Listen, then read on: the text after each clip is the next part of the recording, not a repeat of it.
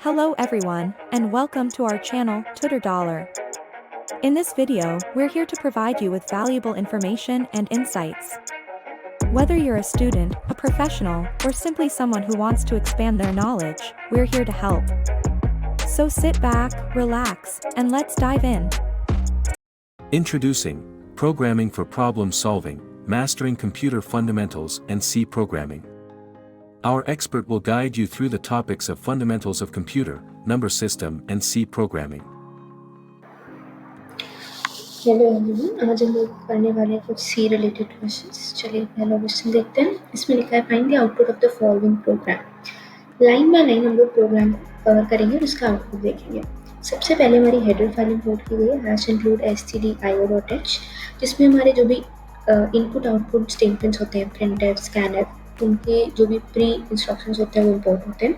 Next हमारा function का definition, function का सिंटैक्स लिखा है, वॉइड एस का रिटर्न टाइप, मेन एस का नाम। फंक्शन इन 4 लाइनों में कवर हुआ है। तो पहली स्टेटमेंट लिखा है स्टैटिक इंट var 5, एक वेरिएबल डिक्लेयर किया है जिसकी वैल्यू 5 है। यहाँ पे हम लोग प्रिंटफ करा रहे हैं, यहाँ पे ये गैप नहीं होना चाहिए था, ये आप लोग करेक्शन कर लीजिए। प्रिंटफ %d, मतलब जो भी हमारा डेटा है वो, और डेटा की जगह क्या आएगा, var माइनस, मतलब पहले प्रिंट कर रहे हैं देन सब्ट्रैक्ट कर रहे हैं। ये है पोस्ट डिक्रीमेंट ऑपरेटर, पहले प्रिंट करेंगे एंड देन डिक्रीज करेंगे। ये हम लोग पहले भी कवर कर चुके हैं। अब यहाँ पे हमारी इफ स्टेटमेंट है, डिसीजन कंट्रोल स्टेटमेंट, उसके अंदर वेरिएबल मेंशन है।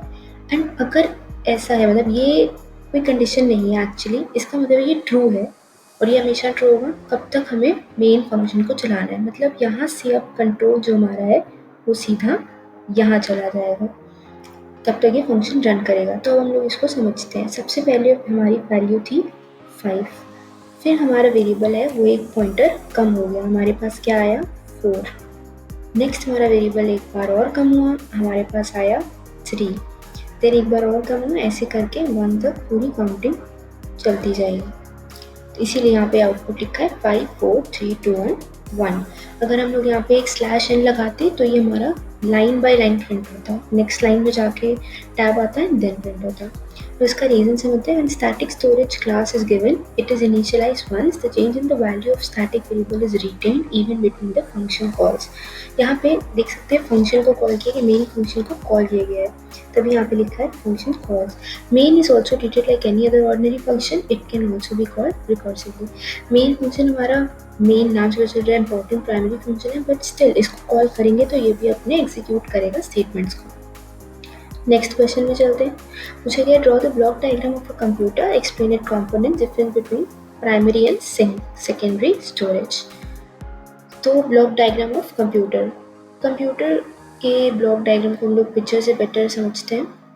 सबसे पहले से हमारी होती है स्टोरेज यूनिट, जो भी स्टोर कंपोनेंट्स होते हैं, कंटेंट होता है, वो हमारी स्टोरेज यूनिट के अंदर आता है। इसमें हमारा secondary storage and primary storage होता है। And we have the input unit, output unit. Input unit के एग्जांपल्स हो गए हमारे कीबोर्ड, माउस एंड माइक्रोफोन, जिससे हम लोग कंप्यूटर को इनपुट देते हैं।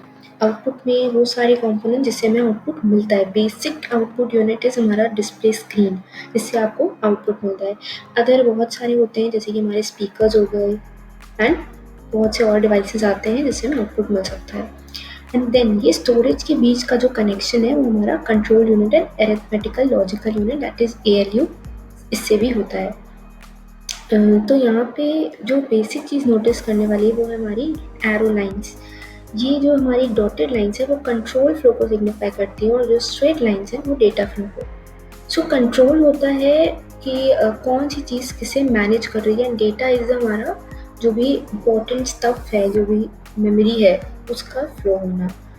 सो जो कंट्रोल यूनिट होती है वो हमारी कंप्यूटर की सबसे बेसिक यूनिट होती है। And the arithmetical logic unit manages the, जो भी हमारे कंपोनेंट्स का ऑपरेशन होता है, उनका स्टोरेज होना, उनका addition, subtraction, everything is manage by the ALU। So I hope आपको हमारा ब्लॉक डायग्राम अच्छे से समझ आ गया। Now let's read the statements. ये जो स्टेटमेंट में यही मेंशन्ड है कि नीचे pictorial representation of a computer given है, and that how it works inside, or you can see that a computer block diagram, you will see how computer works from feeding the data to getting the result. हम data को feed करते हैं and then ये हमारा सब work होता है, integration होता है control unit, arithmetical logic unit, secondary unit and primary unit का, and then we get the information. Next हम लोग हमारे CPU सेंट्रल प्रोसेसिंग यूनिट का एक डिटेल डायग्राम देखते हैं। इसमें CPU हमारे 3 यूनिट्स होते हैं, memory unit, control unit and arithmetical logic unit. यहाँ पे एग्जांपल्स आपको मेंशन किए गए हैं, keyboard, mouse and monitor and printer. So same work है, ये बीच में इनका जो डेटा फ्लो है वो चलता रहता है। Like arithmetical logic unit can go and give the data to control unit, control unit भी मेमोरी यूनिट से इंटरेक्शन करता है। So these are the interaction lines. So now let's read, कुछ पढ़ते हैं इनके बारे में। CPU हमारा ब्रेन होता है कंप्यूटर का, main part of the computer is the CPU। All the major calculation, comparison, जितना भी सारा इंपॉर्टेंट काम है वो हमारे CPU में होता है। It's responsible for activation. Activation as in system का reboot, system का start, shutdown, everything is controlled by CPU. This unit consists of arithmetical logic unit ALU, which is the main unit, and the control unit. ये हमने ऊपर diagram में ही देख लिया। ALU का main काम होता है जितने भी arithmetical operations such as addition, subtraction, multiplication, and control unit का काम होता है पूरा operation, like it's the basic handling of the computer, handle करना सारे वर्क ये हमारा कंट्रोल यूनिट करता है। Input output unit, all the devices are connected to the computer, जो भी डिवाइस हमारे कंप्यूटर से एक्सटर्नली इंटरनली कनेक्ट होंगे, जो इन्फॉर्मेशन को सिस्टम को देंगे, that is the input output unit. Input देता है, आउटपुट लेता है। ये ऑलरेडी डिस्कस, हम लोग एग्जाम्पल सब डिस्कस कर चुके हैं। मेमोरी यूनिट में हम लोग आते हैं। मेमोरी यूनिट में भी जो भी डेटा स्टोर होता है, जैसे कि हमारा रैम हो गया, रोम हो गया, read only memory, access memory, ये सारे हमारे मेमोरी यूनिट्स आते हैं। वेयर यू स्टोर, कहाँ पे अपने डेटा को स्टोर करते हैं, इतनी फाइल्स फोल्डर्स क्रिएट करते हैं, कहाँ पे स्टोर होते हैं। It's the essential component of a digital computer. Disk storage unit पे चलते हैं। लाइक कभी कभी हमारा जो स्टोरेज होता है कंप्यूटर का वो कम पड़ जाता है, तो हम लोग ड्राइव्स एंड डिस्क यूज करते हैं to increase its storage. Primary unit, this memory has direct link with input output unit. इसका डायरेक्ट लिंकेज होता है इनपुट आउटपुट यूनिट से। It stores the input data and calculation results.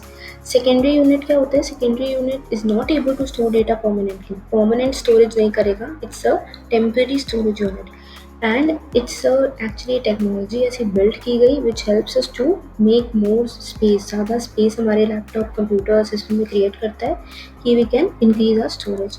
इनके दो types होते हैं, प्राइमरी एंड सेकेंडरी। सो अब हम लोग इसमें देखते हैं कि इनके दो पार्ट्स के बारे में एक्सप्लेनेशन क्या है। Primary memory is the main memory of the computer which can be directly accessed by the central processing unit. Direct access कर सकती है ऐसे हमारा CPU, जो हमारा ब्रेन ऑफ कंप्यूटर है, वो इसको डायरेक्ट एक्सेस कर सकता है। सेकेंडरी मेमोरी में इसमें डायरेक्ट एक्सेस नहीं होता है and it is used to store data permanently. Okay, so it is the main memory of the computer which is used to store data temporarily. यहाँ permanently है, यहाँ पे टेम्पररली है, यहाँ पे डायरेक्ट एक्सेस है, यहाँ पे इनडायरेक्ट एक्सेस होता है। So in primary memory it holds the data which is currently in use. मतलब अभी जो लैपटॉप पे वर्क चल रहा है बस वो होगा, एंड देन आपने लैपटॉप शट डाउन किया, all data is lost. Primary storage का एक ये डिसएडवांटेज है। सेकेंडरी में होता है इट इज पोजीशन, आपने लैपटॉप बंद किया, your data is safe, your data is stored. Secondary storage हमारा लार्ज स्टोरेज है, मतलब बहुत ही ज़्यादा स्पेस हमें मिलती है, हमारी अच्छी फैसिलिटी प्रोवाइड करता है। This has limited storage. So I hope हम लोग ने पूरा डायग्राम अच्छे से कवर किया होगा। इसमें हम लोग ने पढ़ा है सेकेंडरी स्टोरेज के बारे, प्राइमरी स्टोरेज के बारे, output, input, everything, control unit and arithmetical logical unit. And that's a wrap for today's video. We hope you found it informative and helpful. If you did, don't forget to like, comment, and subscribe for more great content. And if you have any questions or comments, feel free to leave them below.